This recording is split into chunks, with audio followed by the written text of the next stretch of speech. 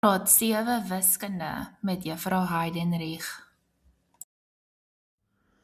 Kom ons kyk na die produk van priemfaktore. Het is belangrik dat jy verstaan wat dit beteken. Produk van beteken maal. Priem beteken ons gaan net priemgetalle gebruik. Faktore is mos die getalle wat in 'n getal in kan deel sonder 'n res. So, leerwerk weer eens. Ek kan kwaad raak as ek hoor mense sê, ons kan nie leer vir wiskunde nie. Jy moet jou priemgetalle uit jou kop ken. So sodra jy die woordjie sien, moet jy al vir jouself hierdie op die vraestel kan skryf. Jou eerste paar priemgetalle. So ek moet nou die getal deel totdat ek by 1 kom, totdat ek nie meer kan nie. Maar ek mag net hierdie getalle gebruik. So ek gaan nou vir jou die leertjie metode, dis my gunsteling. Ek sal 'n video maak met die ander enetjie ook, maar hierdie is die leermetode. So ek het 420, ek sê altyd vir die kinders, begin hier by die kleinste getal. En dit is ook hoekom 1 nie 'n priemgetal is, maar dan gaan ons hier met 1 deel, weer 420, 400, en ons gaan net nooit ophou nie. So 1 is nie 'n priemgetal nie. So, kom ons vat 2. Is lekker om te deel met 2, want dan sê ek net, wat is die helfte van daai getal? So, wat is die helfte van 420? En as dit vir jou makliker is, skryf met verskillende kleure. Dan weet ons op die ouende, hier is al ons priemfaktore. So wat is die helfte van dit? Dit gee vir my 210. Nou kan jy gaan sê, ek gaan 2 weer vat, ek kan die helfte van dit uitwerk. Party kinders kan 5 ook vat, same. Ek like 2, die helfte. Die helfte van 200 is 100 en die helfte van 10 is 5, so dit gee vir my 105. Nou het ek 'n onewe getal, so nou gaan 2 ongelukkig nie meer werk nie. Hy eindig met 'n 5, so hy gaan deelbaar wees met 5.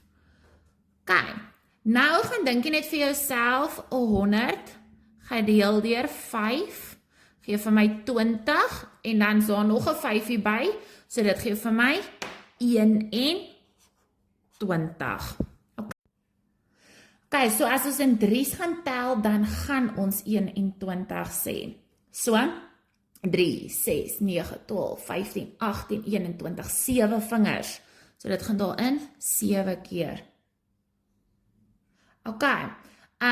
Jy kan nou agterkom, party maatjies sal sommer al die rekkie 7 gebruik het, dan gaan hulle sê 7, 14, 21, dan gaan hulle hier 3 skryf. Is ek gaan nou vir jou wys. So, hoeveel 7's gaan in 21 in? 3 van hulle.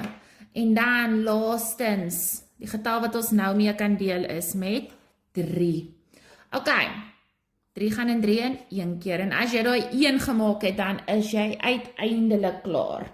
Hierdie is die dinge wat ons wil hê. Nou moet ons dit skryf as 'n produk van.